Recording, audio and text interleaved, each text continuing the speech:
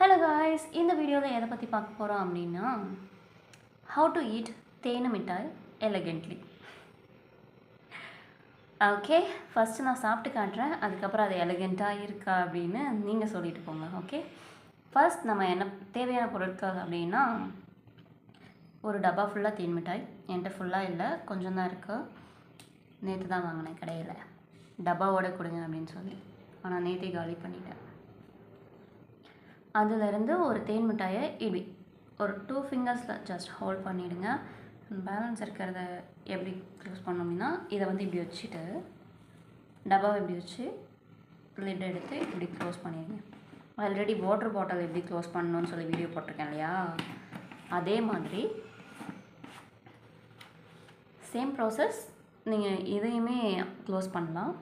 But இந்த கையில் நான் வந்து தேன் மிட்டாய் ஹோல்ட் பண்ணியிருக்கேன் அப்படின்றதுனால இன்றைக்கி கொஞ்சம் வித்தியாசமாக இங்கே வச்சுக்கிட்டு க்ளோஸ் பண்ணேன்.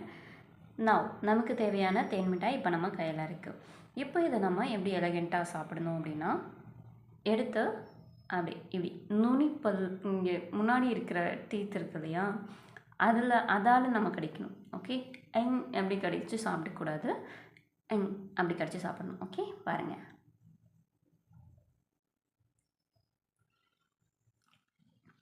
இப்படி தான் சாப்பிடணும்.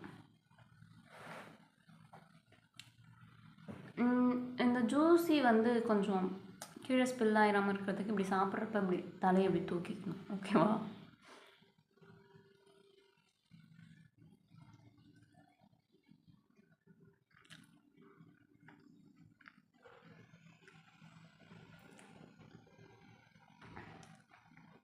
This is how we need to eat தேன் மிட்டாய் elegantly. Okay,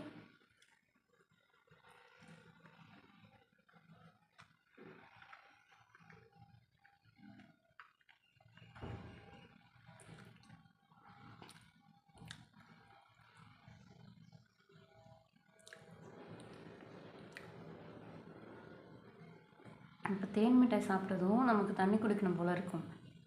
ஸோ என்ன பண்ணுங்கள், தண்ணி குடிங்க.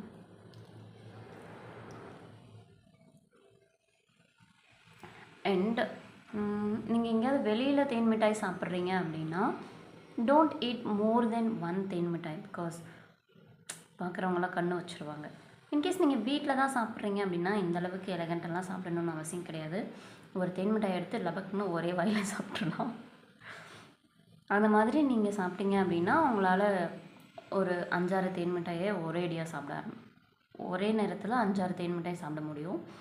Just try and let me know in the comment section. Okay, bye.